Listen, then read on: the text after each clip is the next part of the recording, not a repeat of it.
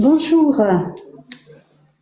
Bonjour à tous, bienvenue à notre 24e rendez-vous santé sécurité au travail sur un thème d'actualité encore une fois autour du Covid-19, mais notamment sur la responsabilité pénale et civile de l'employeur dans ce cas de crise sanitaire. Alors, pour ce nouveau rendez-vous santé-sécurité au travail, nous allons aborder cette question avec plusieurs partenaires autour de notre table, notamment avec la Directe et Nathalie Taillandier.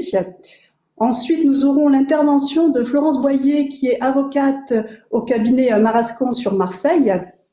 Nous aurons également Étienne Lacombe de CARSAT Sud-Est. Et puis, nous avons la chance d'accueillir aujourd'hui aussi le Dr Charpentier de l'AIST 83 et moi-même, Isabelle Compiègne, CARSAT Sud-Est, pour évoquer ce sujet de la responsabilité pénale et civile de l'employeur dans le cas du Covid. Est-ce que je peux avoir la diapo suivante, s'il vous plaît? Merci. Alors, tout en introduction, diapo suivante, s'il vous plaît. En introduction, il semblait important quand même de reposer un petit peu le cadre de la responsabilité pénale et civile avec un extrait du site travail-emploi.gouv.fr sur l'idée du Covid et de la responsabilité pénale et civile de l'employeur. Alors, dans cet extrait que vous voyez à l'écran, on parle bien des mesures nécessaires qui sont préconisées par le gouvernement et notamment tout ce qui est mesures qui sont liées au protocole sanitaire. Alors, c'est souvent ce genre de message qui est véhiculé par le gouvernement, c'est le respect du protocole sanitaire et notamment des gestes barrières et des règles de distanciation sociale. Ce qui revient en termes d'obligation au niveau de l'employeur, c'est bien évidemment d'assurer la santé et la sécurité au travail de ses salariés. Ça, c'est une obligation générale de l'employeur. Mais qu'en est-il dans le cas du Covid? C'est qu'il faut garder à l'esprit, et c'est ce que vont faire en tout cas nos différents intervenants, c'est qu'il incombe bien à l'employeur, dans la situation actuelle que nous vivons, de procéder à l'évaluation des risques encourus sur les lieux de travail. Et là, ça sera Madame Taillandier de la Directe qui pourra effectivement reprendre ce sujet de l'évaluation des risques, qui est vraiment un élément central en matière de gestion de la crise sanitaire. Par rapport à cette évaluation, de déterminer les mesures de prévention aussi, là ce qui est rappelé au niveau de l'employeur. Bien évidemment, d'associer les représentants du personnel, ça aussi c'est un élément sur lequel Madame Taillandier pourra revenir.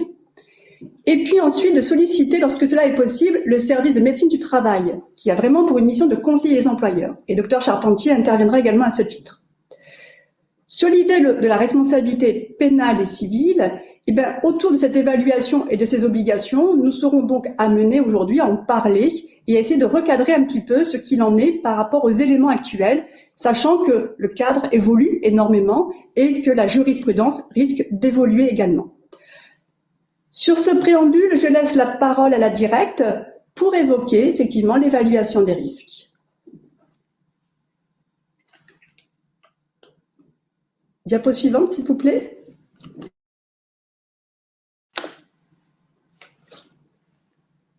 Bonjour à tous. Donc voilà, donc moi je vais vous présenter effectivement le cadre juridique de l'évaluation des risques, d'où ça vient, jusqu'où on y va. Et quelque part, ce sont les obligations propres à chaque employeur par rapport à tous les risques, et y compris le risque donc biologique de la Covid. Diapo suivante.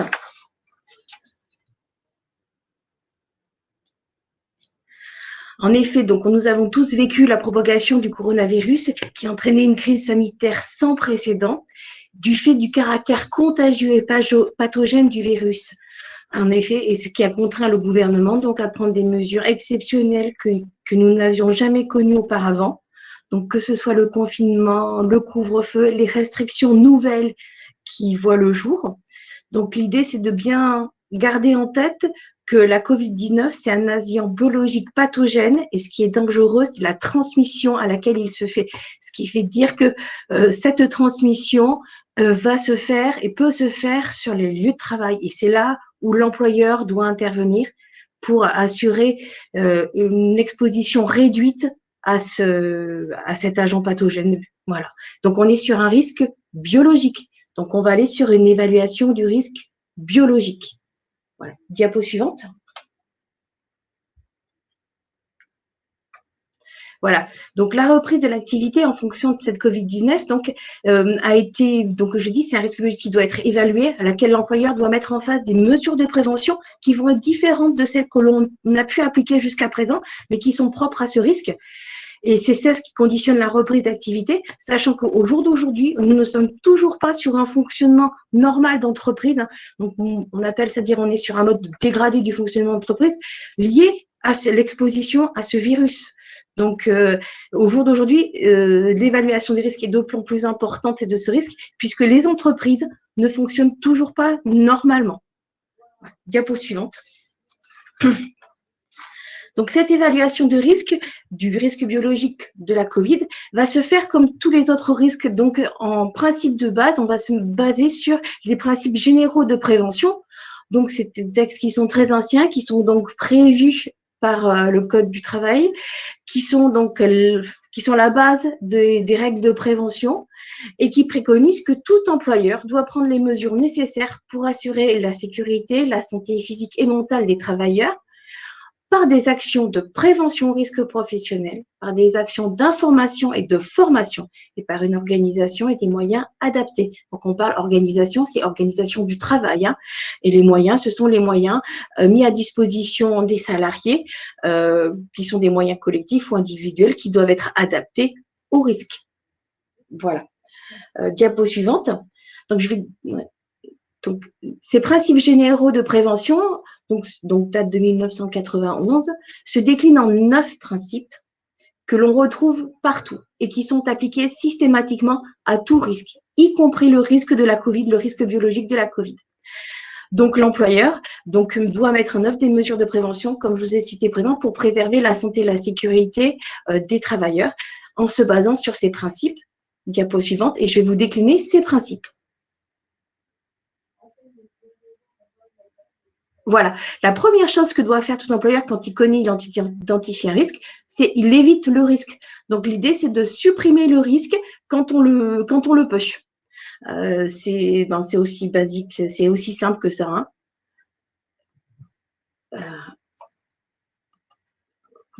Voilà. Ensuite, quand on ne peut pas éviter le risque, on va évaluer le risque.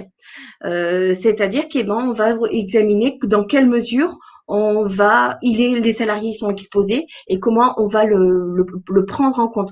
Surtout, on ne l'ignore pas, le risque. Hein. Donc, on l'évalue et on sait qu'il existe et on va voir un petit peu dans quelle mesure on va en prendre compte. Voilà. Alors, la première chose, ça va être de combattre le risque à la source.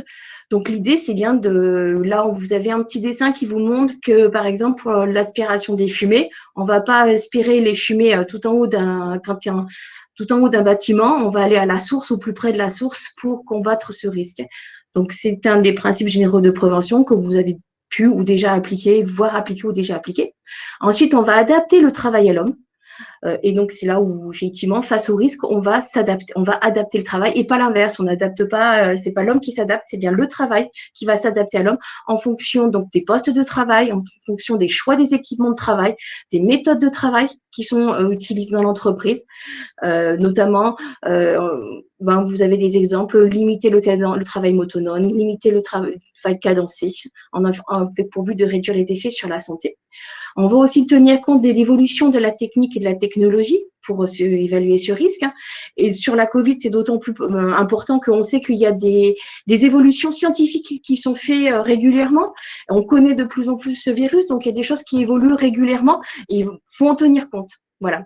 Après, le 6e principe généraux de prévention, c'est donc remplacer ce qui est dangereux par ce qui est moins dangereux.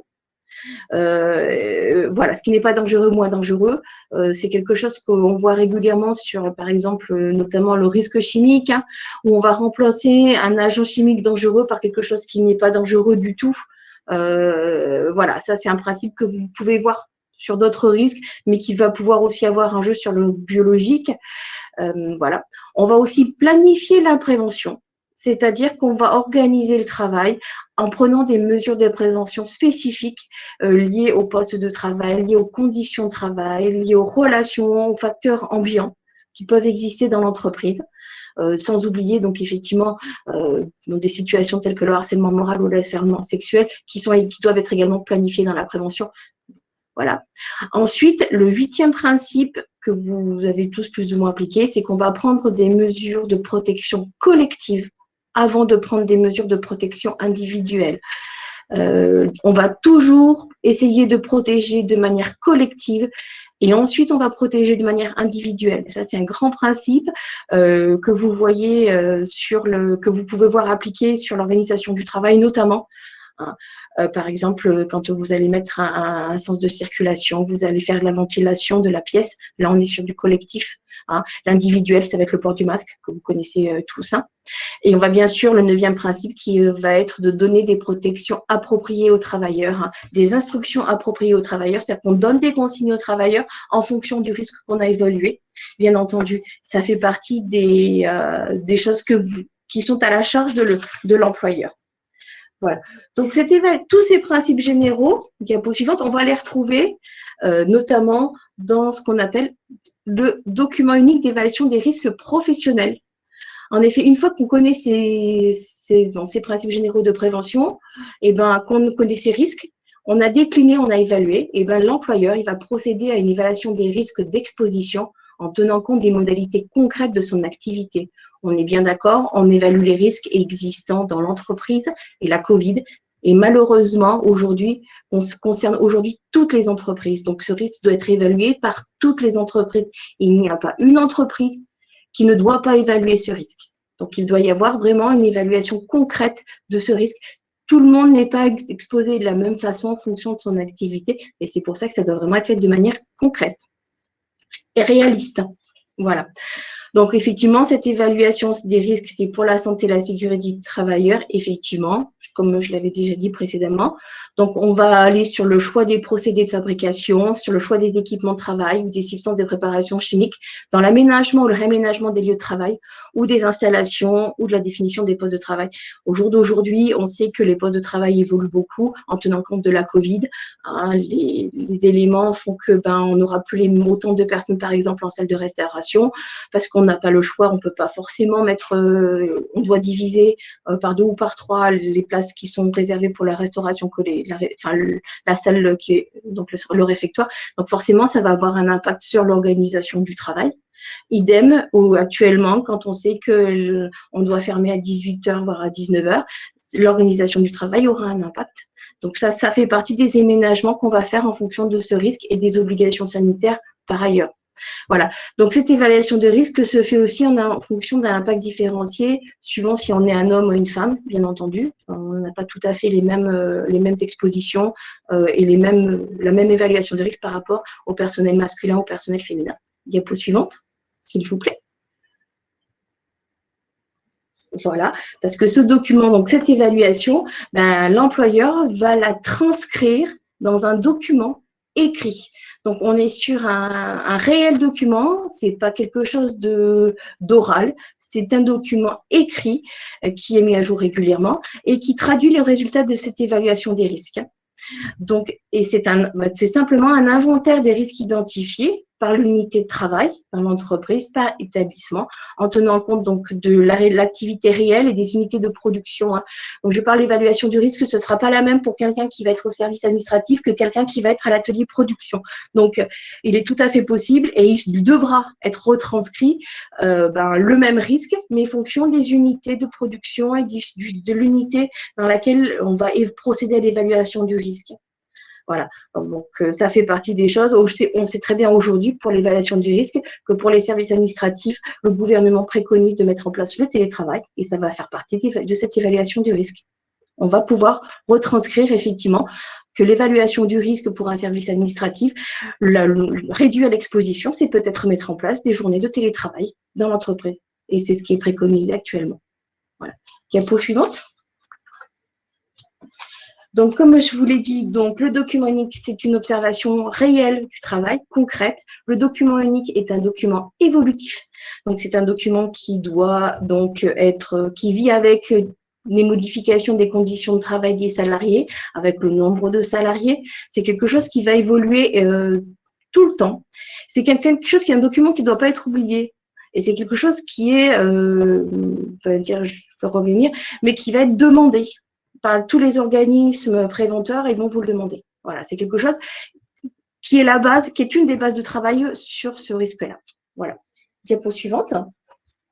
Voilà, donc ce document comme il vit, eh ben, on va le mettre à jour à minima tous les ans. Donc, c'est vraiment le minimum.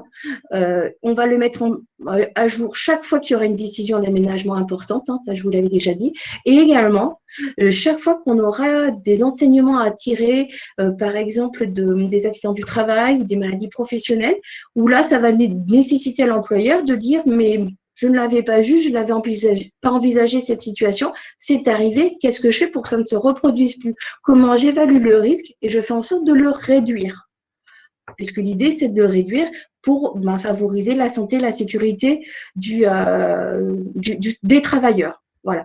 Donc, et l'idée, c'est de réduire au fil des années, au fil des mois, on va réduire le risque qui aura été détecté et des conséquences qui auront été détectées sur ce risque.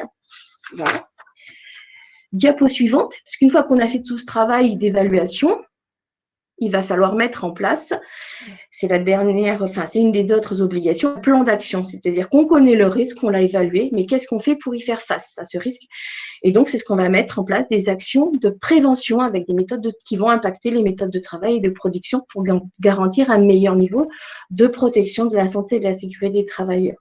Donc, ces actions de prévention, peut passer par de la formation, ça peut passer par de l'aménagement, ça peut passer par plein de choses, par un nouveau choix d'équipement de travail. Ça peut être plein de choses. Et généralement, c'est assez constructif. Ça s'échelonne dans le temps aussi, parce qu'une fois qu'on a identifié ces éléments, généralement, on recommande à l'employeur, dit voilà, vous avez identifié ce risque, donc face à ce risque, je peux faire ça. Combien de temps je me donne pour le faire? Une formation, par exemple, je considère que tous mes salariés vont être formés à telle formation sur un trimestre, un semestre, peu importe. L'idée, c'est de le faire évoluer pour que, une fois que ce risque est évolué, on passe au risque suivant par rapport à ça, au risque identifié. Voilà. Donc, je vais revenir plus particulièrement à la Covid, diapo suivante. Par rapport au risque de la Covid, diapo, voilà. Et le gouvernement, donc il y a une déclinaison qui est apparue avec l'année dernière, en 2020, au pic de la Covid du premier confinement. Donc c'est le plan de continuité de l'activité qu'on appelle le PCA. C'est ce qui permettait aux entreprises et ce qui permet encore aux entreprises d'ouvrir pendant la période de confinement. Donc ce plan de continuité d'activité s'appuie énormément sur le protocole national sanitaire qui a été établi par le gouvernement et notamment par le ministère du Travail avec certaines branches professionnelles, pas toutes, mais pas mal de branches professionnelles ont été associées quand même à ce que des guides soient mis en place pour chacune des activités particulières. Donc, ce sont les mesures qui vont être mises en œuvre pour permettre la poursuite de l'activité pendant cette pandémie en protégeant les travailleurs. Donc l'objectif, ça va être effectivement, et ça a été l'objectif, c'était de déterminer les fonctions essentielles de la continuité de l'entreprise avec un nombre de salariés qui sera forcément limité, en déterminant des mesures de prévention qui visent à protéger la salarié des risques de contamination, ce qui va donc partir de l'organisation du travail et la mise à disposition des équipements de protection individuelle. On revient sur les principes généraux de prévention que je vous ai cités plus haut, on revient à les appliquer. On les décline tout simplement pour ce nouveau risque. Voilà. Diapo suivante. Donc, les principales mesures qu'on va retrouver dans un plan de continuité d'activité, c'est donc de limiter le nombre de travailleurs présents simultanément dans les mêmes locaux, de façon à respecter donc les distances préconisées par les autorités sanitaires, gestes barrières, distanciation physique, limiter le nombre de réunions de personnes dans les réunions. On va instaurer des voies de circulation, on va instaurer un système de nettoyage des vestiaires, on va favoriser le télétravail.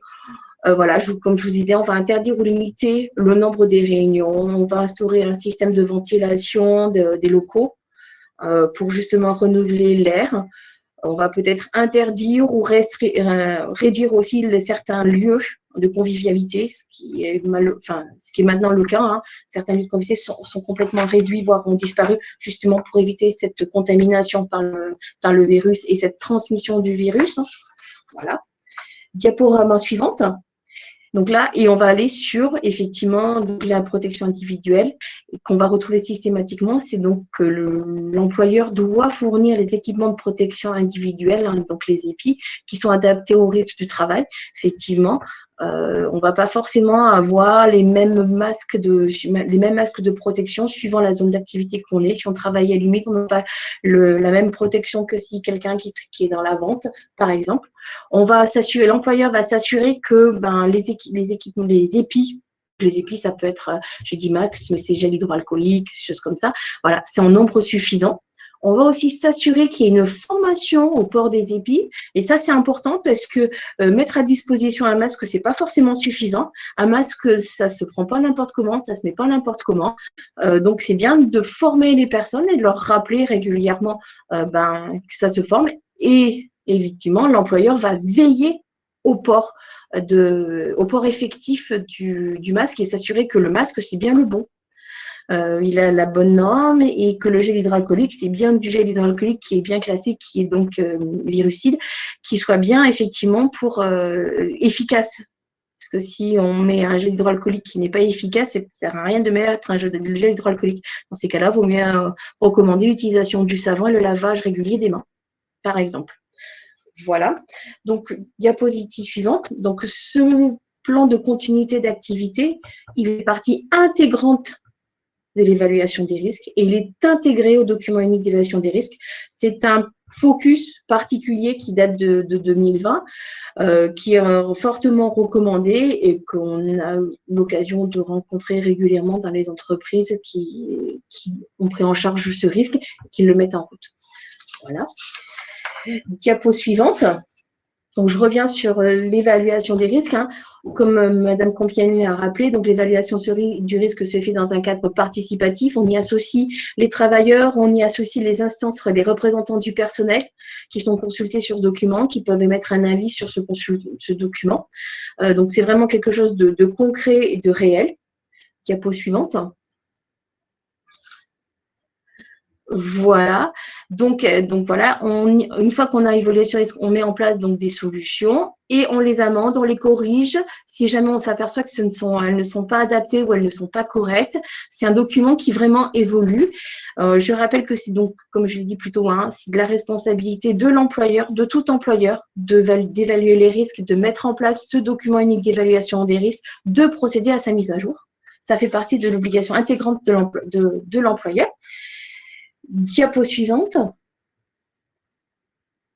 Donc, en termes de sécurité, je rappelle que l'employeur a une obligation de moyens renforcée.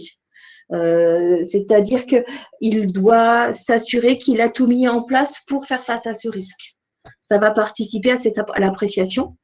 C'est un risque pénal qui peut être basé sur la mise en danger d'autrui. Ça sera vu par la suite. Hein. Et il suffit que le risque existe. Voilà. Diapo suivante. Et je rappelle également que la sécurité, c'est l'affaire de tous. Chaque salarié doit s'assurer de sa propre sécurité en fonction de sa formation et de ses possibilités. Donc, il doit aussi veiller, dans la mesure de ses possibilités, effectivement, à la sécurité de ses collègues aussi.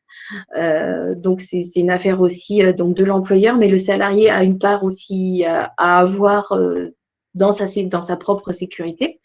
Et je rappelle que le comportement fautif d'un salarié n'exonère pas forcément l'employeur de sa responsabilité, puisque l'employeur doit s'assurer de la mise en œuvre des moyens, la mise en œuvre effective des moyens qui ont été mis à la disposition des salariés.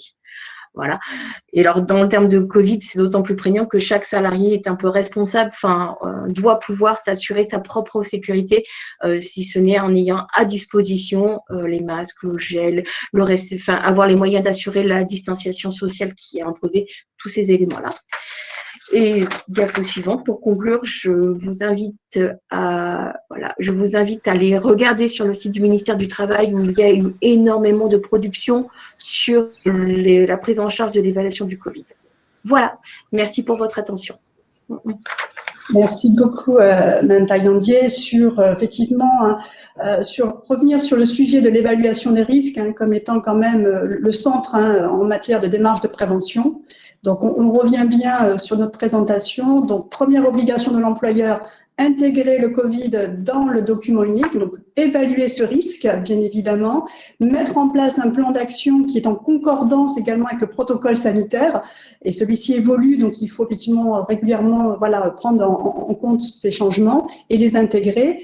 On sait qu'aujourd'hui, en entreprise, on a des foyers de contamination, ce qu'on appelle les clusters. Dans le Var, on suit particulièrement ces clusters et chaque semaine, de nouveaux clusters arrivent avec effectivement un nombre de contaminations en entreprise relativement important. Alors justement, ça nous permet d'aborder le sujet de la responsabilité pénale maintenant, c'est-à-dire je suis employeur et j'ai rempli mes obligations en matière d'évaluation des risques.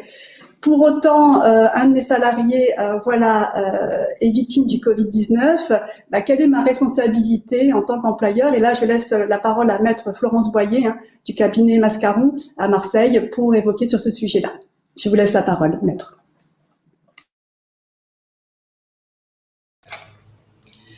Bonjour à tous et merci beaucoup pour cette invitation. Je suis ravie d'intervenir sur ce sujet. Effectivement, je suis Florence Boyer, avocat à Marseille au sein d'un cabinet qui s'appelle Mascaron Avocat, et qui est donc dédié à l'entreprise, et nous traitons donc notamment des questions liées à la responsabilité pénale du chef d'entreprise, et aujourd'hui en l'occurrence on va parler de la responsabilité pénale de l'employeur dans ce cadre spécifique qu'est le Covid-19. D'abord, et c'est important de le préciser, nous n'avons pas à ce jour encore de recul suffisant sur le risque pénal lié au Covid-19, tout simplement parce que le temps de la justice est un temps long et que avant que nous ayons de véritables jurisprudences, des décisions des tribunaux correctionnels sur la question, il va se passer de longs mois, et même si la crise remonte maintenant à plus d'1 an, si ce n'est quelques comparutions immédiates sur des infractions très précises de défauts de port des équipements, etc., mais qui ne sont pas forcément liées, même pas liées au monde de l'entreprise à proprement parler, nous n'avons pas encore de décision judiciaire qui nous permette de nous éclairer sur la manière dont les juges vont traiter ces questions de Covid-19 et ces questions de responsabilité pénale de l'employeur. Mais ça viendra. Peut-être il faudra que nous nous donnions rendez-vous dans quelques mois pour échanger sur la manière dont ces questions vont être traitées. En tout état de cause, la réflexion à mener sur la responsabilité pénale de l'employeur dans le cadre du Covid-19 m'a conduit à distinguer 2 types d'infractions susceptibles de concerner l'employeur.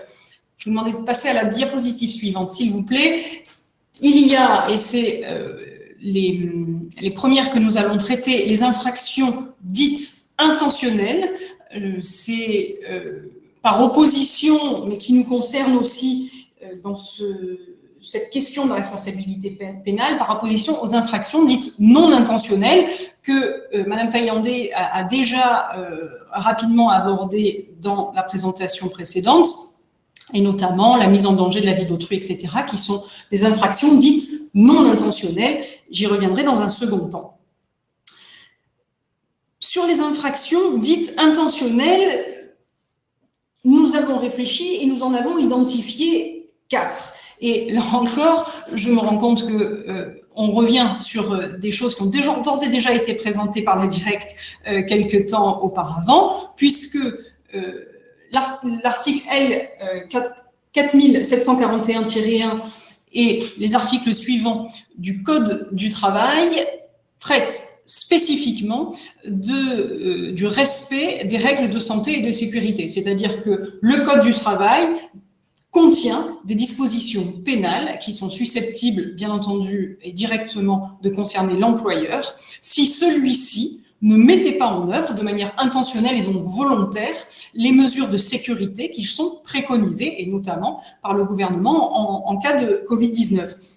L'article L 4741-1, il prévoit une amende de 10 000 € dans l'hypothèse où un employeur ou son délégataire méconnaît par sa faute personnelle les dispositions relatives notamment au droit d'alerte et de retrait, à tout ce qui est assainissement, donc on arrive là précisément sur les questions de Covid-19, tout ce qui est défaut de fourniture des moyens de protection nécessaires, là encore je rebondis sur ce qui a été dit précédemment, et tout ce qui est mesure de prévention des risques d'exposition. Donc, c'est une peine d'amende qui est prévue par le Code du travail dans l'hypothèse où ces différentes règles ne seraient pas respectées. Et sachez que dans l'hypothèse d'une récidive, on passe à une peine délictuelle d'emprisonnement qui peut aller jusqu'à 1 an et des amendes qui peuvent être portées jusqu'à 30 000 €. Voici, à mon sens, peut-être l'infraction et la source de responsabilité pénale la plus directe, dirons-nous, en matière de Covid. On en a aussi, la directe, on a d'ores et déjà parlé, et je reviens là-dessus pour bien insister sur le document unique d'évaluation des risques, DUER, qui a été évoqué aussi tout à l'heure par Mme Cayandé. Sachez que le défaut de transcription et de mise à jour de ce document unique, dont on l'a dit, c'est un document écrit que vous devez non seulement formaliser, mais encore mettre à jour régulièrement et surtout vous assurer qu'il soit parfaitement adapté et à votre activité et aux dispositions sanitaires actuelles. Le défaut de transcription ou de mise à jour de ce document unique est lui aussi sanctionné par ces peines d'amende et éventuellement ces peines d'emprisonnement en matière de récidive si des infractions étaient constatées et qu'elles soient imputables à l'employeur. Voilà cette deuxième infraction susceptible d'être caractérisée.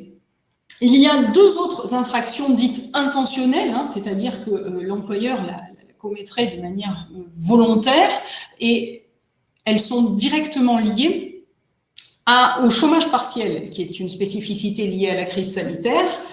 Il y a le code pénal, cette fois-ci, et non plus le code du travail, qui traite spécifiquement des questions de fraude et de fausses déclarations qui seraient faites par un employeur qui, par exemple, prétendrait bénéficier du chômage partiel alors qu'en réalité, ces salariés exerceraient véritablement leurs fonctions.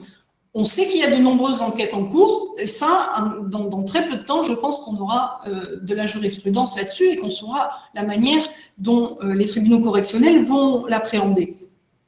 L'article 441-6 du Code pénal dit très exactement que est puni de 2 ans d'emprisonnement et de 30 000 € d'amende, donc on parle de maximum, là encore, le fait de fournir sciemment une fausse déclaration ou une déclaration incomplète en vue d'obtenir ou de tenter d'obtenir, de faire obtenir ou de tenter de faire obtenir d'une personne publique, d'un organisme de protection sociale ou d'un organisme chargé d'une mission de service public, une allocation, une prestation, un paiement ou un avantage indu.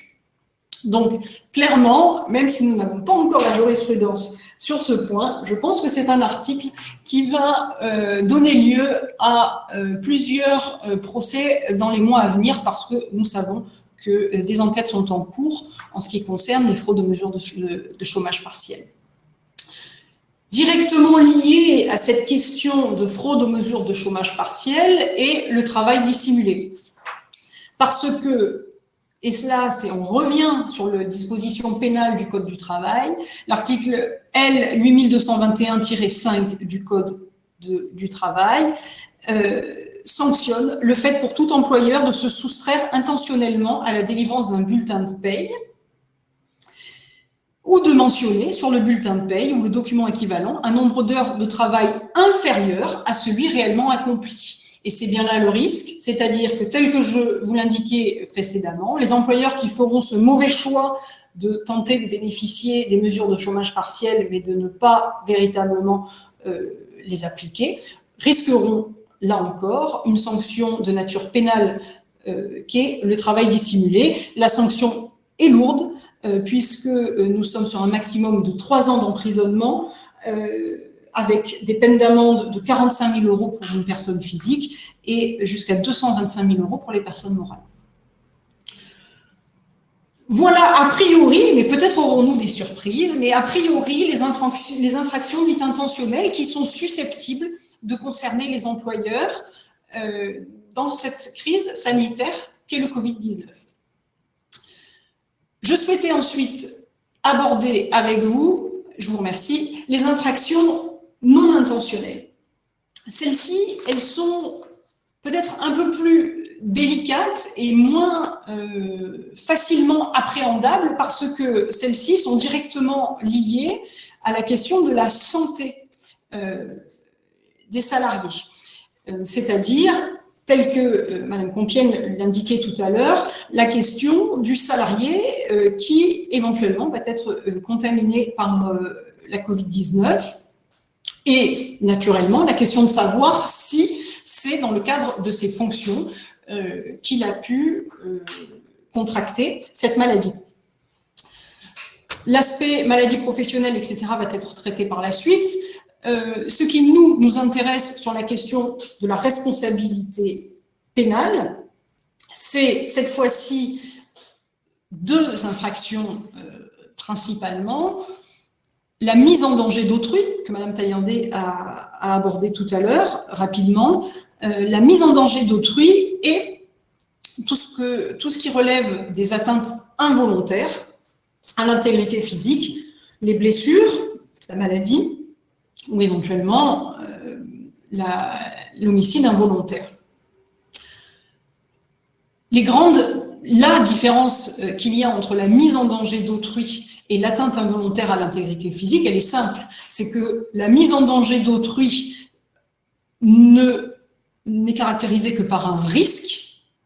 Il n'y a pas de dommage intervenu et on a exposé quelqu'un à un risque important de blessure, et j'y reviendrai, alors que les blessures ou l'homicide involontaire, le dommage est intervenu. Le principe, que ce soit pour l'une ou pour l'autre de ces infractions, il est défini par l'article 121-3 du Code pénal. Le principe en droit pénal, très rapidement, mais simplement pour que nous l'ayons en tête, c'est qu'il n'y a point de crime ou de délit sans intention de le commettre. Mais il y a les exceptions. Les exceptions, c'est celles dont nous parlons. Et cet article 121-3 dit, donc dans son 2e alinéa, toutefois, lorsque la loi le prévoit, il y a un délit en cas de mise en danger délibérée de la personne d'autrui. Il y a un délit également, lorsque la loi le prévoit, en cas de faute d'imprudence, de négligence ou de manquement à une obligation de prudence ou de sécurité prévue par la loi ou le règlement, s'il est établi que l'auteur des faits n'a pas accompli les diligences normales, compte tenu, le cas échéant, de la nature de ses missions ou de ses fonctions, de ses compétences, ainsi que du pouvoir et des moyens dont il disposait. Les notions clés en matière de blessures involontaires, éventuellement d'homicide involontaire et de mise en danger d'autrui, c'est donc bien la faute d'imprudence, de négligence ou, et je pense que c'est ça qui nous concerne précisément en matière de Covid-19, de manquement à une obligation de prudence ou de sécurité. Dans les cas prévus dans l'alinéa qui précède, donc tout ce qui est blessures involontaires, il faut savoir que les personnes physiques voient, l'employeur personne physique voit sa responsabilité légèrement, la responsabilité des personnes physiques est susceptible d'être engagée, naturellement, la responsabilité pénale, mais les conditions sont différentes de celles de la responsabilité de la personne morale. Traitons tout d'abord de l'article 223-1 qui est propre à la mise en danger d'autrui et qui prévoit que le fait d'exposer directement autrui à un risque immédiat de mort ou de blessure, de nature à entraîner une mutilation ou une infirmité permanente, par la violation manifestement délibérée d'une obligation particulière de prudence ou de sécurité imposée par la loi ou le règlement, est puni d'1 an d'emprisonnement et de 15 000 € d'amende. Donc, la mise en danger d'autrui, c'est pour l'employeur le fait de violer de manière manifestement délibérée, c'est donc une faute caractérisée qui doit être constatée par la juridiction, une violation manifestement délibérée d'une obligation particulière de prudence ou de sécurité, c'est-à-dire d'une disposition spécifique qui est prévue par la loi ou par le règlement et qui, et c'est donc la troisième condition, entraîne un risque immédiat de mort ou de blessure de nature à entraîner une mutilation ou une infirmité permanente. La sanction, je l'ai dit, c'est 1 an d'emprisonnement et 15 000 € d'amende au maximum. Donc, il y a donc 3 conditions qui doivent être caractérisées pour que puisse être imputée cette infraction à un employeur. J'y reviendrai pour conclure. Les conditions de cette infraction de mise en danger d'autrui sont quand même particulières et, je pense, difficilement caractérisables dans la situation de Covid-19. Mais là encore, la jurisprudence nous éclairera sur ce point.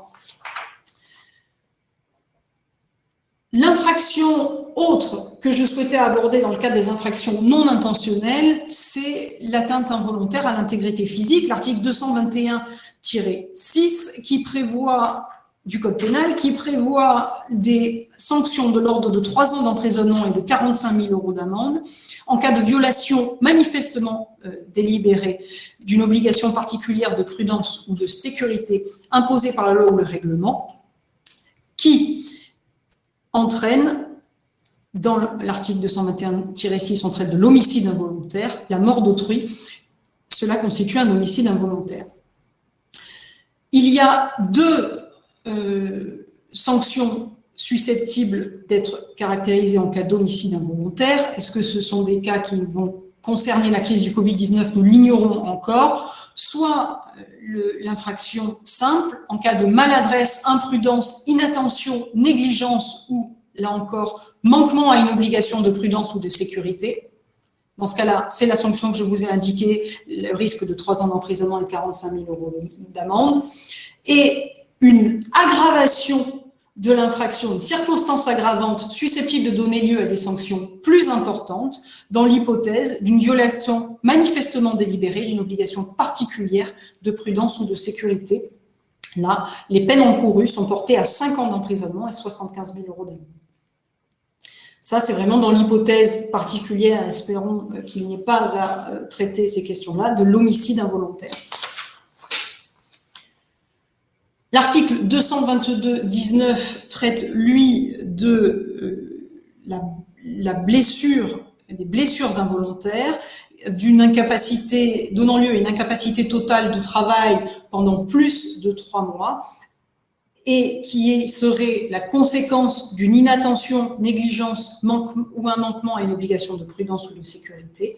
Dans ce cas-là, la sanction encourue est de 2 ans d'emprisonnement et de 30 000 € d'amende. Tout comme pour l'homicide involontaire, il y a des circonstances aggravantes et si dans l'hypothèse, une violation manifestement délibérée d'une obligation particulière de prudence. C'est-à-dire, notamment à titre d'exemple, dans l'hypothèse où un employeur aura été alerté sur une violation d'une règle de sécurité, que par exemple il aura fait l'objet d'une injonction ou d'une mise en demeure pour se mettre en conformité, qu'il n'aura pas, malgré cette injonction ou cette mise en demeure, respecté cette obligation, on pourra considérer que la violation est manifestement délibérée et donc le risque est accru en matière de responsabilité pénale et la sanction plus importante puisque la circonstance aggravante des blessures involontaires sera caractérisée. Les blessures involontaires, je ne crois pas que ce soit utile à ce stade de les décliner, mais les sanctions sont en fonction de la gravité des blessures subies.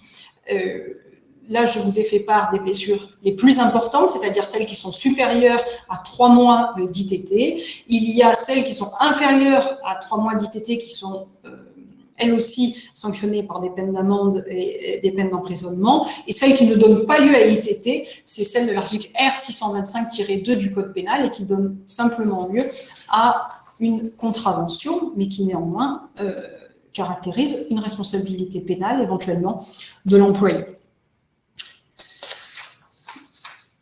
Peut-être très rapidement sur ces fautes non intentionnelles, je vous disais qu'il y avait une distinction entre la responsabilité pénale de la personne physique et la responsabilité pénale de la personne morale. C'est la personne physique dont l'imprudence, la négligence ou le manquement à une règle particulière de sécurité aura causé notamment des blessures involontaire de manière indirecte, c'est-à-dire ce ne sera pas la faute ne sera pas directement à l'origine des blessures.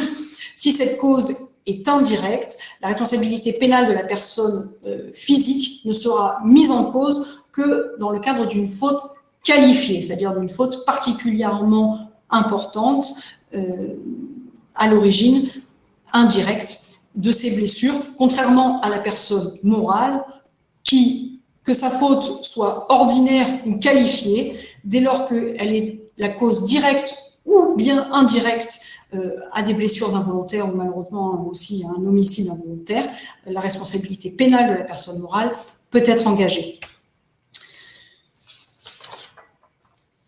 Pour conclure sur ces questions, diapositive suivante s'il vous plaît, je souhaitais vous dire quelques mots sur la mise en pratique de ces différentes infractions et de ces risques en matière pénale pour l'employeur et surtout comment tenter d'éviter la mise en cause et la mise en œuvre de procédures judiciaires et de procédures pénales tendant à la responsabilité pénale de l'employeur.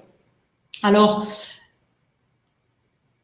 tel que l'a dit Madame Taillandé préalablement, un respect scrupuleux des normes prescrites et notamment la mise à jour du document unique et la mise en œuvre concrète des préconisations qui sont faites par le gouvernement devrait permettre, sans doute possible, d'éviter toute mise en jeu de la responsabilité pénale pour les infractions que j'ai qualifiées d'intentionnelles, tout ce qui est fraude, notamment au chômage partiel, etc. Et il y a des cadres qui sont fournis, notamment par le gouvernement, très précis sur les normes à mettre en œuvre dans les entreprises. Si ce cadre est bien respecté, a priori, toutes ces infractions devraient être couvertes et ne devraient pas poser de difficultés. Et c'est très important parce que finalement, c'est ce même respect des normes qui sont prescrites, notamment par le gouvernement, qui devrait pouvoir prémunir elles aussi la responsabilité de l'employeur pour les infractions non intentionnelles et donc la mise en danger et les questions des blessures involontaires.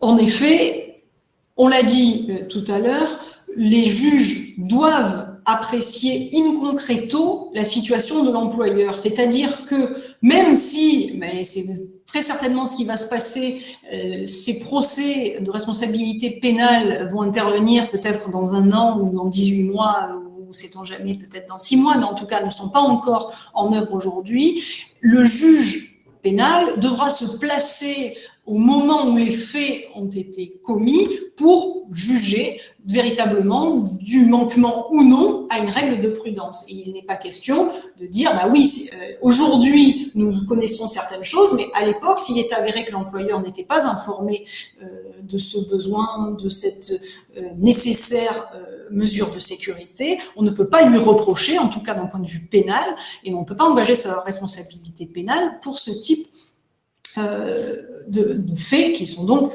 postérieurs. Donc, il y a une appréciation in concreto de la situation de l'employeur qui, s'il respecte les normes qui sont prescrites par le gouvernement, devrait certainement pouvoir échapper aux questions de responsabilité pénale. Et ce, d'autant plus qu'un article 3136-2 du Code de la santé publique a souhaité, et vraiment il est propre à la question de la Covid-19 et à la situation sanitaire qui nous occupe, puisqu'il a été créé par la loi du 11 mai 2020.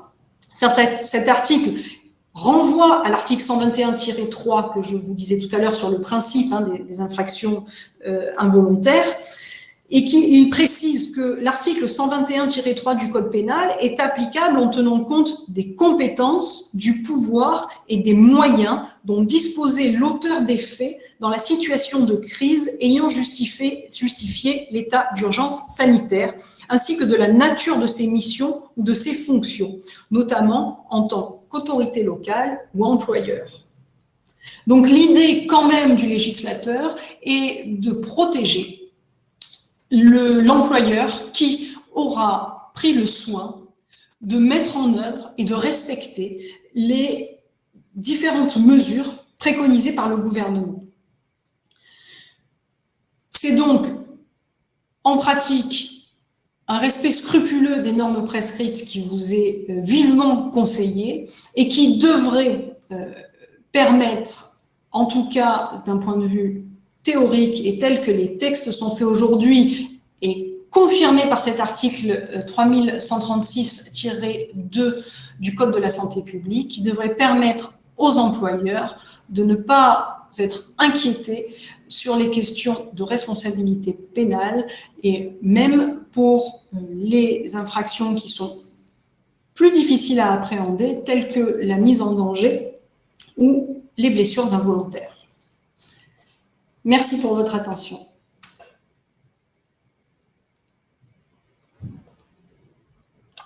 Merci beaucoup, Maître, pour ce volet responsabilité pénale. Et comme vous l'avez justement dit, voilà, aujourd'hui, on est encore un moment de la crise où, en matière de responsabilité pénale, voilà, les tribunaux ne sont pas engorgés avec cette problématique, mais on envisage à terme, effectivement, d'avoir sans doute ce sujet qui arrive.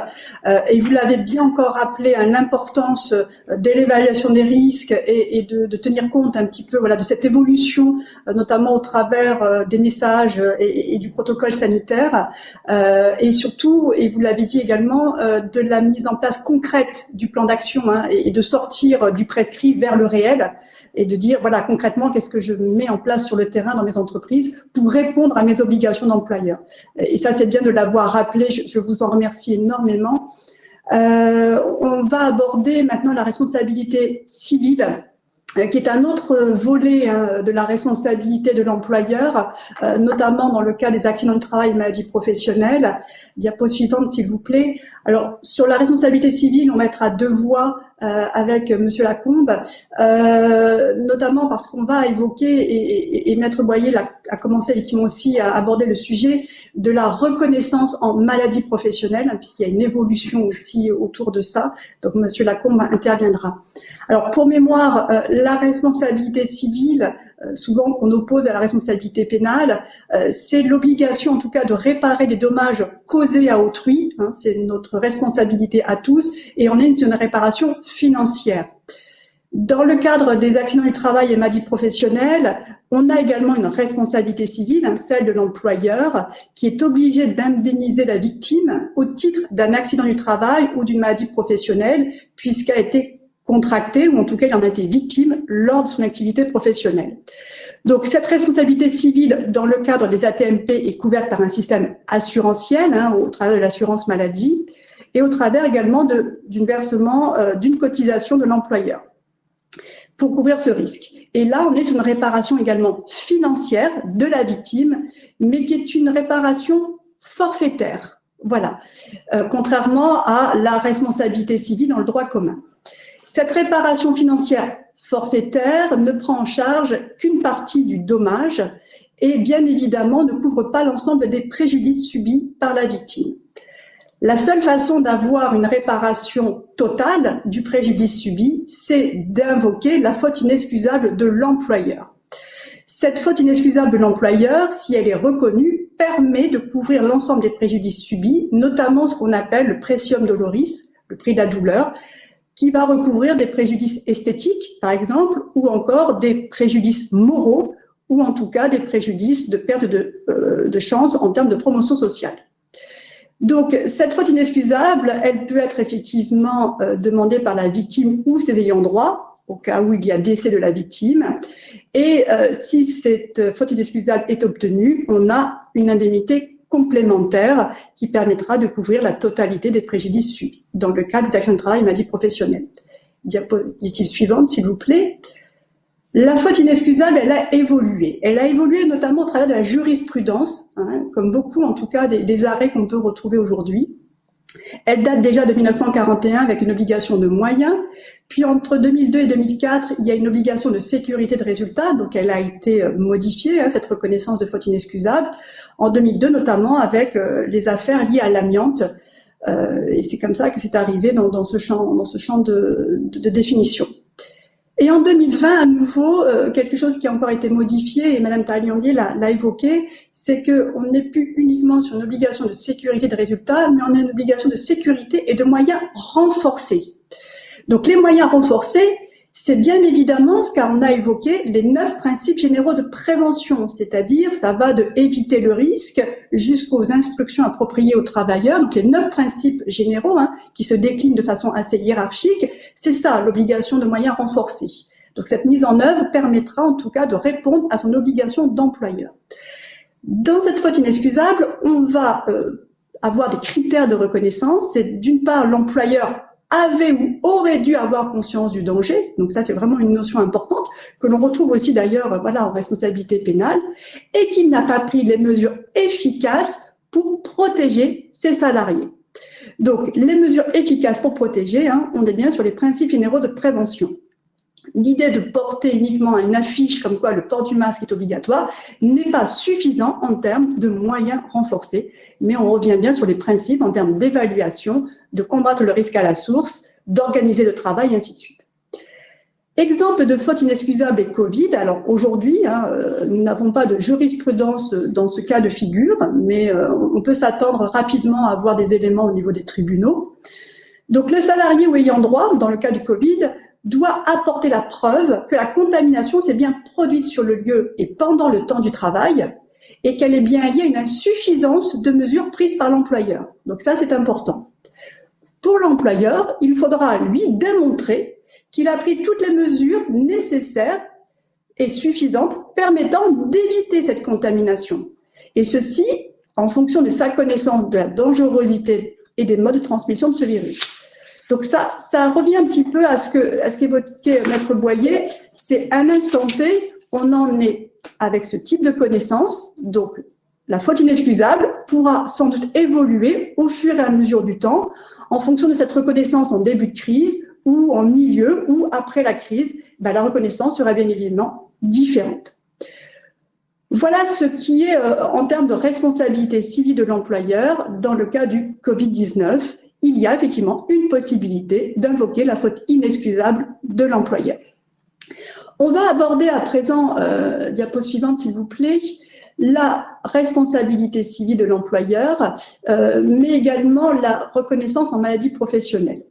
Alors, juste pour exemple, et pour terminer sur mon intervention, on voit ce que j'évoquais, c'est qu'en fonction de la période où on se situe, la reconnaissance de la faute inexcusable sera totalement différente.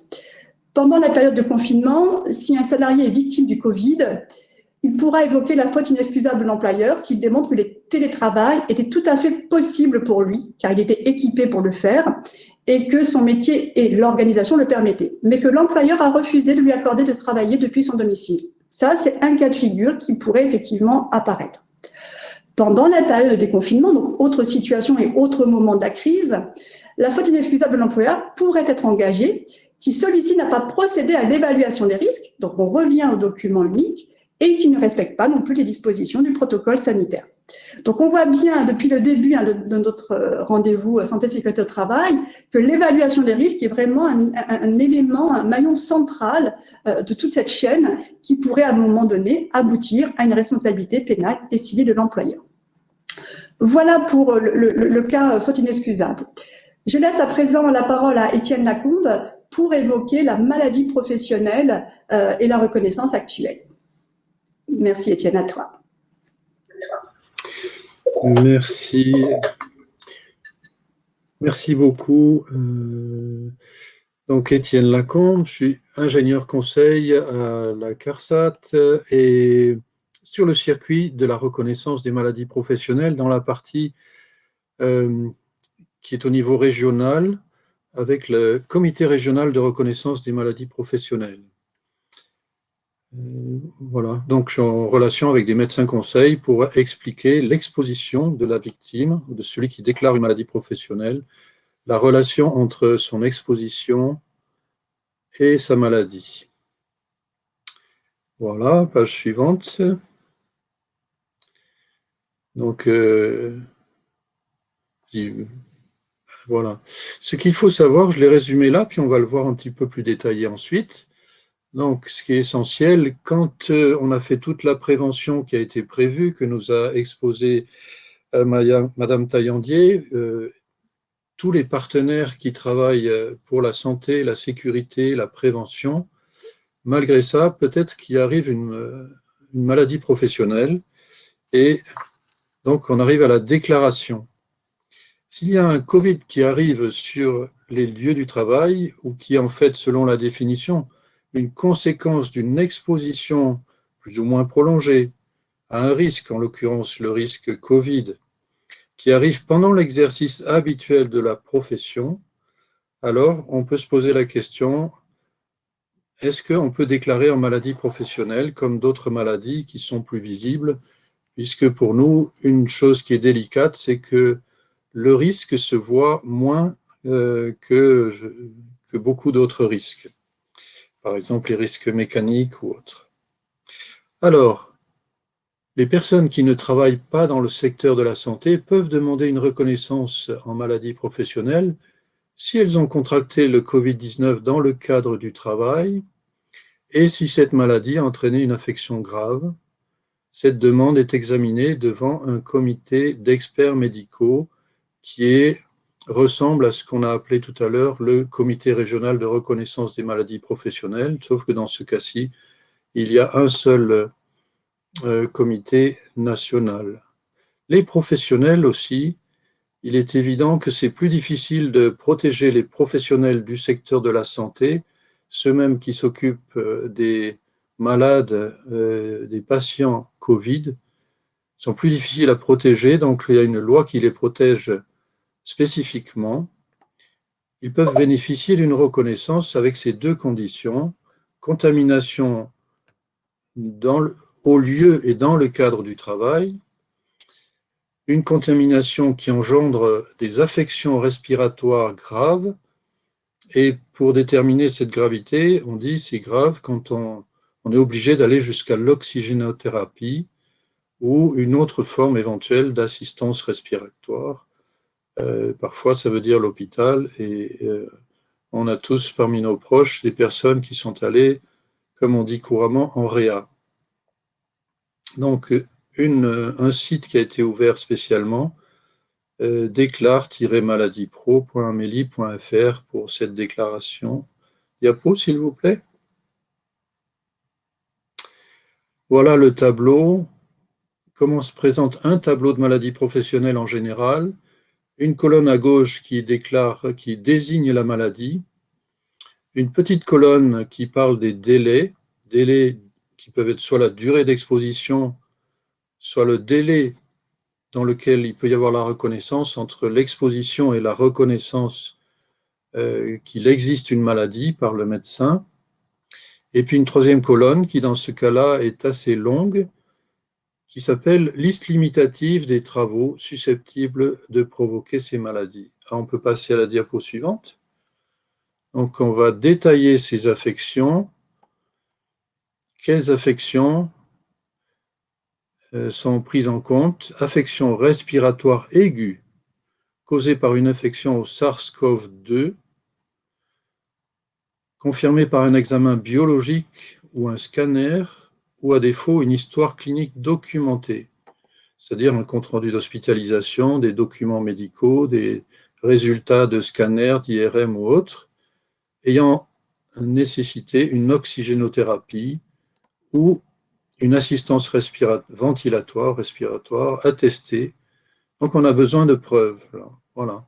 Délai de prise en charge 14 jours, ce qui signifie, dans cette deuxième colonne, entre l'exposition présumée, puisqu'on ne le voit pas, le Covid, on a été exposé dans un endroit où il y avait des personnes qui étaient contaminées ou par le contact avec une surface contaminée. La déclaration doit intervenir dans les 14 jours. Page suivante, s'il vous plaît. La liste un peu longue. Alors, je dois préciser que nous parlons en général à des salariés du régime général et que sont aussi concernés par ces déclarations les libéraux. Donc, cette liste limitative concerne tous les travaux accomplis en présentiel par le personnel de soins ou assimilé, personnel de laboratoire, personnel d'entretien, administratif et même services sociaux, en milieu d'hospitalisation à domicile, au sein des établissements, comme établissements hospitaliers, centres ambulatoires dédiés, centres dédiés Covid-19, centres de santé, maisons de santé, établissements d'hébergement pour personnes âgées, donc les EHPAD, services d'aide et d'accompagnement à domicile intervenant auprès des personnes vulnérables, services de soins infirmiers à domicile, services polyvalents d'aide et de soins à domicile. Voilà, toute une liste, je ne vais peut-être pas la faire complètement. Sont concernés aussi les services de santé au travail, les centres médicaux, le service de santé, les unités sanitaires en milieu pénitentiaire, les services médicaux psychologiques régionaux, les pharmacies d'officine, les pharmacies et même les sociétés de secours minières, même s'il n'y en a pas. Voilà. Sont concernées également les activités de soins et de prévention auprès des élèves et des étudiants et les activités de transport et d'accompagnement des malades dans des véhicules affectés à cet usage qu'on appelle plus souvent les ambulanciers ou les brancardiers. Bon, il y aura peut-être des questions qu'on réserve à la fin ou qu'on peut marquer dans la rubrique questions. On passe à la diapo suivante.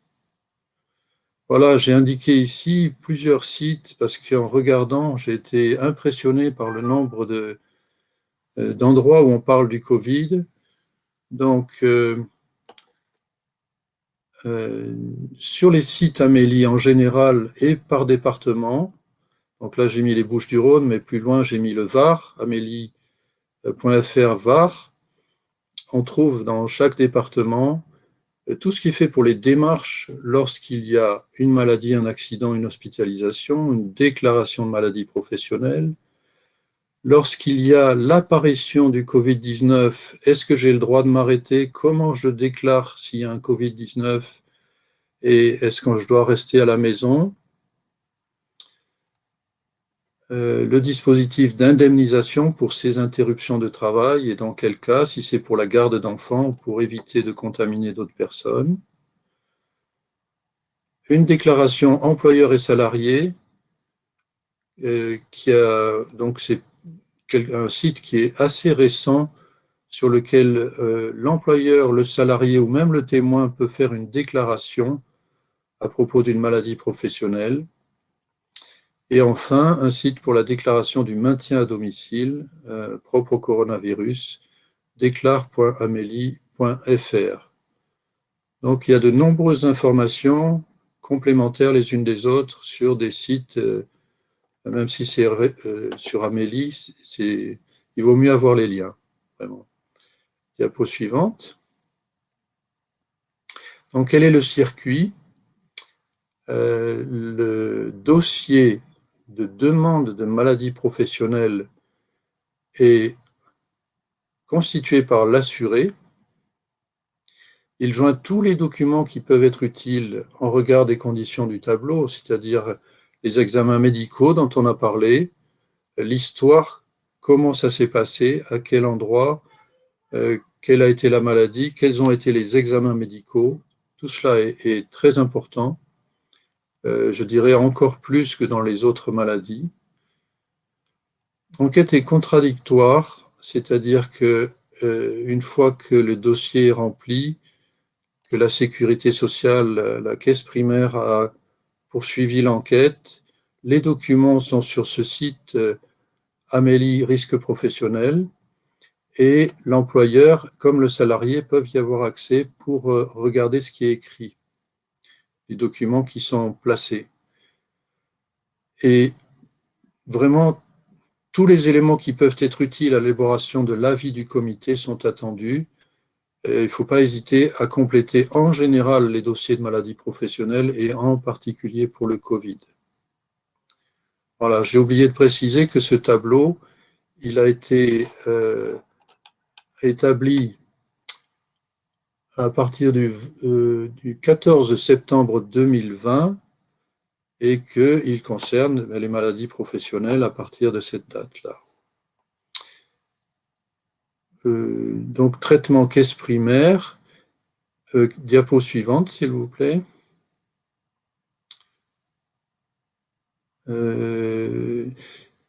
Alors, oui, dans le cas où le dossier correspond aux trois parties du tableau, la caisse primaire peut prendre la décision. Dans le cas où une condition du tableau, par exemple la liste limitative n'est pas respectée, il y a un comité national qui se réunit et qui traite les dossiers, donc pour tout ce qui n'est pas traité par la caisse primaire.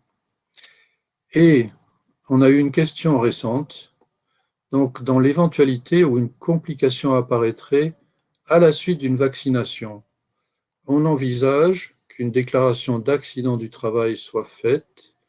En effet, il y a une date pour cette vaccination, une date et une heure précise, donc on peut parler d'accident du travail, alors que pour le Covid, il est assez difficile de donner la date et de correspondre. Question s'était posée au départ, est-ce qu'on peut déclarer le Covid en accident du travail? Ce n'est pas ou plus possible parce que il y a un tableau qui a été décidé par les partenaires sociaux et le gouvernement et la sécurité sociale, et que c'est la seule façon de traiter ce cas de maladie, c'est en maladie professionnelle, alors qu'une aggravation suite à une vaccination pourrait éventuellement être déclarée en AT, et là non plus, nous n'avons pas de jurisprudence sur ce qui s'est passé et pas de chiffres sur le nombre de déclarations. Diapo suivante. Voilà, merci pour votre attention et peut-être pour vos questions tout à l'heure. À votre service. Merci Isabelle. Je vous rends la parole. Étienne. Alors, on arrive effectivement, on vient de terminer tout un grand chapitre autour de la responsabilité pénale et civile. On vient d'aborder effectivement la reconnaissance en maladie professionnelle pour une certaine catégorie de salariés. On s'aperçoit que c'est assez limité, notamment sur le personnel de santé, puisqu'ils sont effectivement au cœur et très exposés au virus aujourd'hui. C'était important d'en parler. Il y aura sans doute des évolutions à venir aussi. On va terminer cette matinée autour du rôle du SIS aussi, qui est un acteur majeur dans la gestion de la crise sanitaire, qui est un appui fondamental pour les employeurs. Alors, je laisse la parole au docteur Charpentier de l'AST 83 pour évoquer ce dernier sujet et puis nous conclurons sur notre matinée. Bien. Donc, je suis médecin du travail au niveau de l'AST 83, qui est un service interentreprise de santé au travail. Diapo suivante, s'il vous plaît. Je n'ai plus la diapo. Voilà. Quel est le rôle du service de santé dans la gestion du risque Covid en 2021. Son premier rôle est un rôle de relais et d'information des consignes sanitaires. Dans un contexte où une vigilance accrue doit demeurer face à l'actuelle recrudescence de l'épidémie et de ses variants, les services de santé interentreprises doivent accompagner et conseiller les employeurs et les salariés sur les mesures à mettre en œuvre pour préserver la santé physique et mentale des travailleurs. Diapo suivante. Le rôle essentiel de prévention des services de santé au travail est d'abord dans le contact tracing. Les services de santé au travail participent au contact tracing dans les entreprises en cas d'apparition de cas positifs et de gestion des cas contacts en relation avec l'ARS qui sera informée en cas d'apparition de clusters. Les médecins peuvent déterminer les contacts à risque en fonction des directives de la santé publique. Ils peuvent aider à la mise en place d'un protocole dans les entreprises en cas d'apparition d'un cas sur le lieu de travail. Diapo suivante. Pour endiguer l'épidémie, les préconisations de la santé publique, c'est de tester isolé.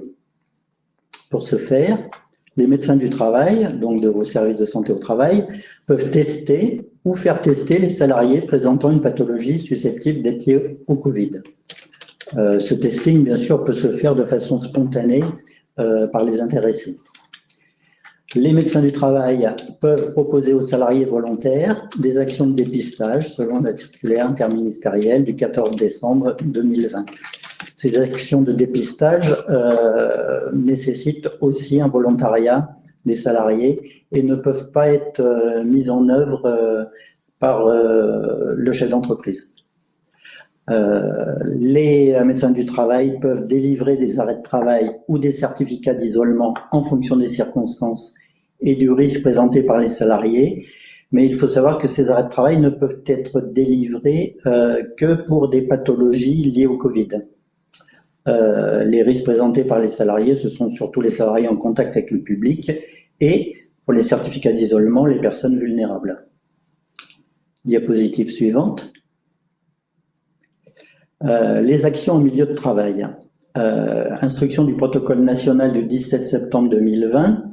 Les médecins du travail et par délégation les acteurs médicaux et paramédicaux ainsi que les intervenants du service de santé au travail peuvent depuis septembre 2020 se déplacer en milieu de travail pour étudier les conditions de travail liées au Covid en respectant les gestes barrières indispensables. Diapositive suivante. Le service de santé au travail peut sécuriser l'action des employeurs. Comme on a dit précédemment, le document unique d'évaluation des risques, le DUR, est un élément très important dans la gestion de ce risque Covid. L'employeur doit évaluer les risques afin d'apporter une réponse adaptée à ces risques.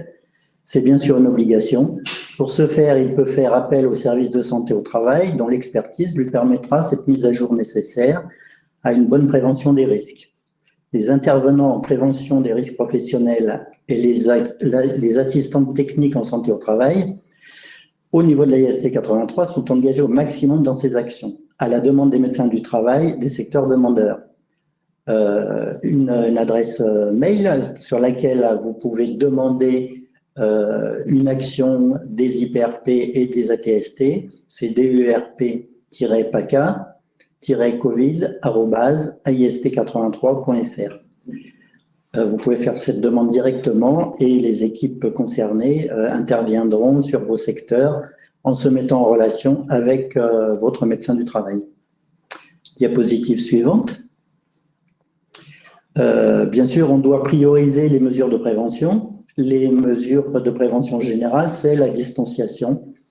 Dans l'entreprise, il faut éviter les regroupements, soit par des marquages au sol, soit en limitant les flux de circulation, soit en affichant une jauge sur les espaces de travail et en la faisant respecter. Et actuellement, un des principaux facteurs de contamination, ce sont les lieux de restauration. Bien sûr, travailler en horaire décalé est d'importance pour éviter les flux dans les transports en commun. Travailler en bordée, c'est-à-dire une partie des travailleurs travaillent une journée, l'autre une autre, permet de continuer à travailler si malheureusement il y avait apparition d'un cluster en entreprise, une bordée n'étant pas concernée éventuellement par l'autre. Et actuellement, le télétravail est une priorité dès que possible, en tout ou partie. Le gouvernement insiste sur ce télétravail. Dès que la possibilité est offerte de faire du télétravail, il faut le faire. Et c'est le travail en présentiel qui devient l'exception. Diapositive suivante. Les équipements de protection individuelle. Après, donc, les mesures collectives, bien sûr, on peut arriver aussi aux équipements de protection individuelle, surtout avec les salariés en contact avec le public ou les salariés qui travaillent en open space. Donc, des pare-gouttelettes, des séparations des salariés avec des plexiglas. Ce sont des mesures additionnelles, mais qui ne sont pas suffisantes. Et des mesures plus personnelles. Les masques FFP2, en faisant attention à utiliser des masques qui ne comportent pas de soupape expiratoire, donc qui sont dans ce cas-là pas très efficaces pour la protection des personnes en vis-à-vis. Les masques chirurgicaux qui sont une bonne protection, les visières, les gants, les blouses, les surblouses, tout ça en fonction bien sûr de l'activité et du contact éventuel avec le public ou bien sûr pour les personnels de santé avec des malades éventuels. N'oublions pas bien sûr les gels hydroalcooliques, le nettoyage et la désinfection des surfaces de contact et des objets qui peuvent être partagés comme les claviers, les souris. Diapositive suivante.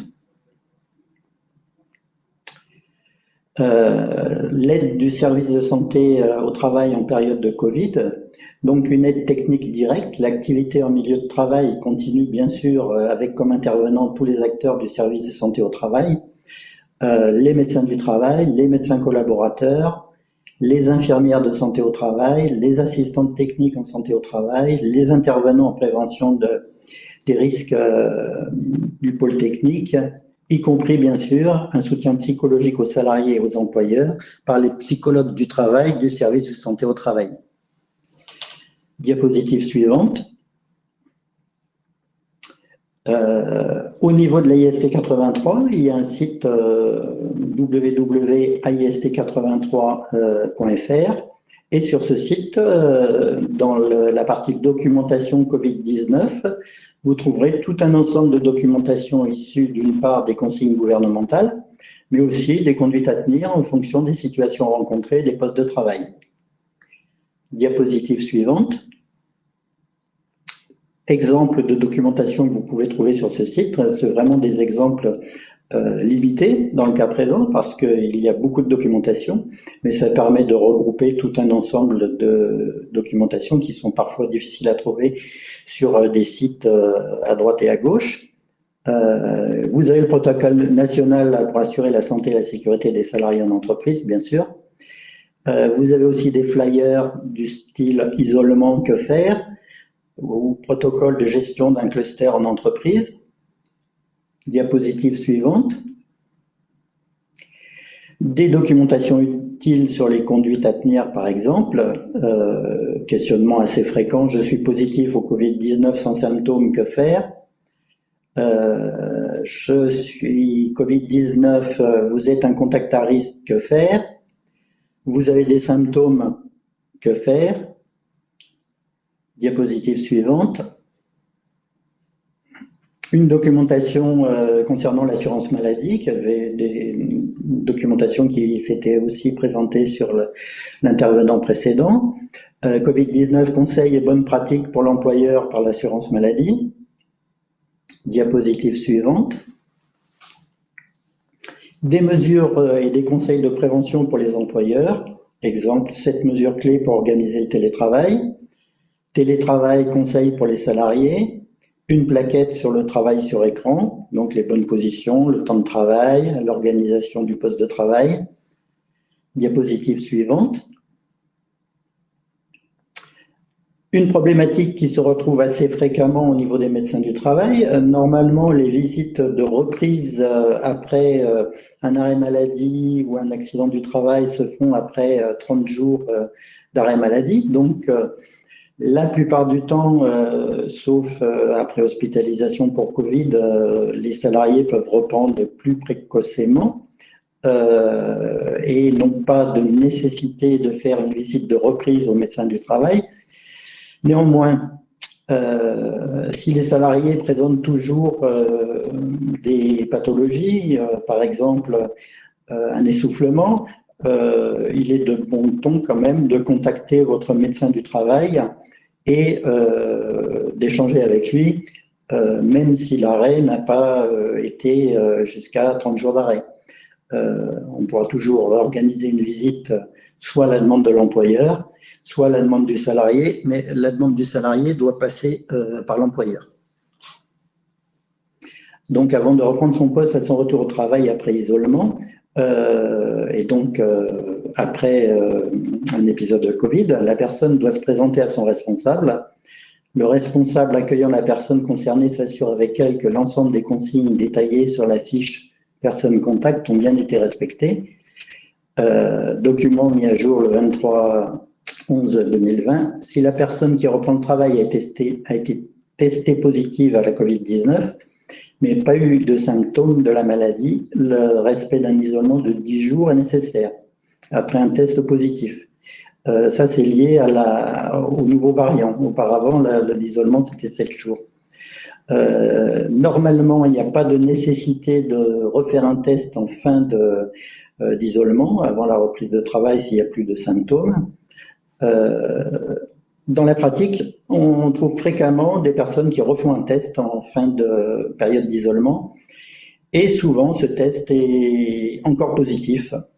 Donc leur médecin traitant, puisque c'est lui la plupart du temps qui a fait l'arrêt de travail, en général prolonge l'arrêt et on se retrouve avec une personne qui, au lieu d'avoir 10 jours d'arrêt, se retrouve à en avoir 15, 16, 20 et qui est susceptible encore de refaire un test au bout de 20 jours, ce test pouvant être encore positif, alors que d'après toutes les autorités consultées, cette personne n'est plus contagieuse en fait.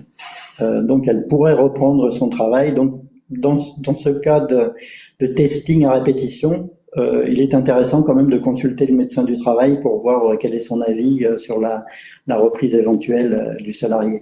La reprise, bien sûr, ne pouvant se faire que si la personne n'a plus de symptômes du style fièvre ou asthénie importante depuis au moins 48 heures. Diapositive suivante, s'il vous plaît.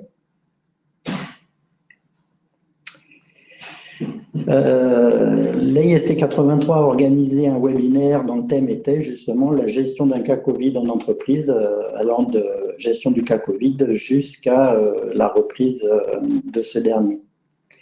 Diapositive suivante.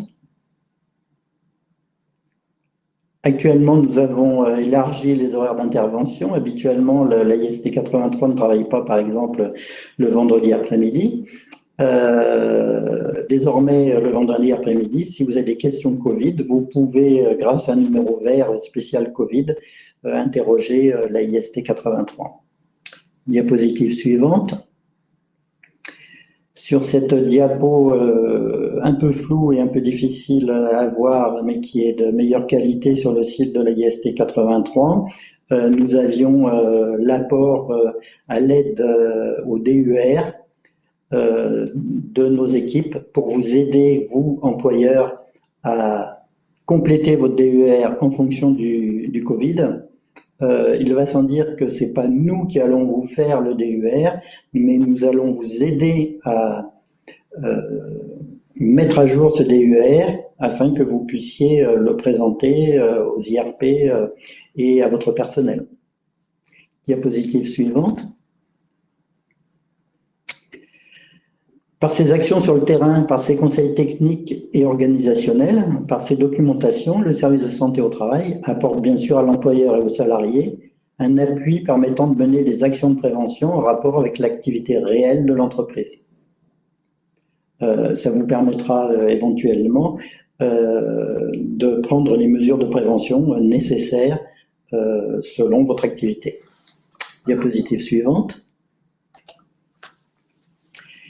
En étant un des interlocuteurs privilégiés de l'employeur, le service de santé au travail sera bien sûr un soutien technique et juridique permettant à l'employeur de répondre avec efficacité à ses obligations fondamentales qui ont déjà été rappelées par plusieurs intervenants, assurer la sécurité et la santé physique et mentale de ses salariés. Je rappelle que nous avons aussi des psychologues du travail, donc qui peuvent vous aider dans le cadre de la sécurité mentale des salariés en appliquant les principes de prévention prévus par le Code du travail.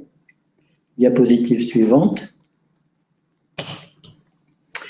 Mouvance de la réglementation. En effet, avec l'aide du service de santé au travail, vous pourrez quand même avoir une réglementation mise à jour ou tout au moins sur les principaux textes, ceux qui doivent retenir au niveau de la santé au travail votre attention, notamment concernant les conduites à tenir vis-à-vis des salariés vulnérables ou venant d'être sujets contact ou positifs au Covid. Effectivement, les petites et moyennes entreprises ne peuvent suivre au jour le jour l'évolution des textes et les consignes sanitaires qui changent parfois de jour en jour. Diapositive suivante. En vous remerciant de votre attention, n'hésitez pas à contacter votre médecin du travail. Allez sur le site de l'AIST 83 où vous avez dans la rubrique documentation Covid tout un tas de documentation. Je vous rappelle le numéro vert 0800 100 80 01 et un petit oubli, pensez à activer tous anti-Covid. Je vous remercie de votre attention. Merci beaucoup, docteur. Voilà, nous arrivons à la fin de notre 24e rendez-vous santé-sécurité au travail sur le thème de la responsabilité pénale et civile de l'employeur en cas de Covid. Alors, on a tenté d'apporter quelques réponses avec en tout cas les actualités du moment et la jurisprudence qui est en cours d'évolution et c'est vrai que Maître Boyer l'a bien évoqué. Je remercie énormément tous les intervenants pour la qualité de leurs prestations. Nous avons répondu sur l'ensemble des questions que nous avions au niveau du chat. À préciser que le diaporama vous sera transmis dès lors que lors de votre inscription vous aviez fait figurer votre adresse mail. Vous allez recevoir également un lien puisque ce rendez-vous est enregistré, donc il y a un replay qui est tout à fait possible et que vous pourrez revisionner. Et puis, on se dit rendez-vous au prochain rendez-vous santé sécurité au travail, qui sera notre 25e et qui aura lieu dans quelques mois sur un nouveau sujet d'actualité. Et dès lors que nous aurons des nouveautés sur la problématique Covid en entreprise, nous recréerons un nouveau rendez-vous pour apporter de nouveaux éléments. Voilà, nous vous remercions de votre attention et à très bientôt. Bonne journée à vous. Au revoir.